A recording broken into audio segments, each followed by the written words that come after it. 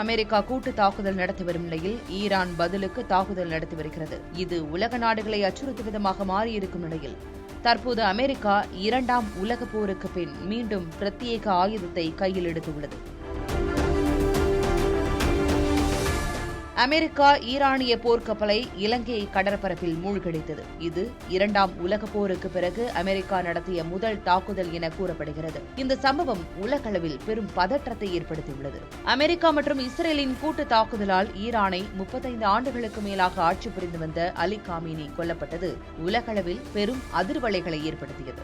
இதையடுத்து ஈரான் அதிபர் Pezeshkian Israel மற்றும் அமெரிக்காவிற்கு பதிலடி தராமல் ஓய மாட்டோம் என சூளுரைத்தார். இது உலக நாடுகளிடையே பதற்றத்தை ஏற்படுத்தியிருக்கும் நிலையில் தற்போது அமெரிக்கா 2ஆம் உலகப் போரில் பயன்படுத்திய நீர்வழி தாக்குதலைப் போல மீண்டும் தாக்குதல் நடத்தியதாக அறிவித்திருக்கிறது.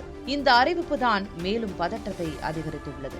2ஆம் உலகப் போருக்கு பின் முதன்முறையாக அமெரிக்க நீர்மூழ்கி கப்பலின் மூலமாக ஈரானிய போர்க்கப்பல் நடுக்கடலில் வீழ்த்தப்பட்டது.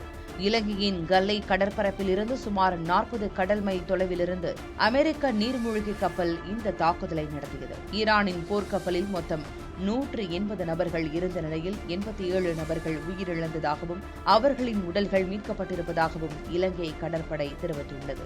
இந்திய கடற்படையின் மூலமாக ஆந்திர மாநிலம் விசாகப்பட்டினத்தில் நடைபெற்ற மிலன் 2026 கடற்படை பயிற்சியில் பங்கேற்றுவிட்டு நாடு திரும்பிக் கொண்டிருந்த ஈரானின் போர்க்கப்பலை அமெரிக்க நீர்மூழ்கி கப்பல் டார்பிடோ ஏவுகணை மூலம் மூழ்கடித்தது.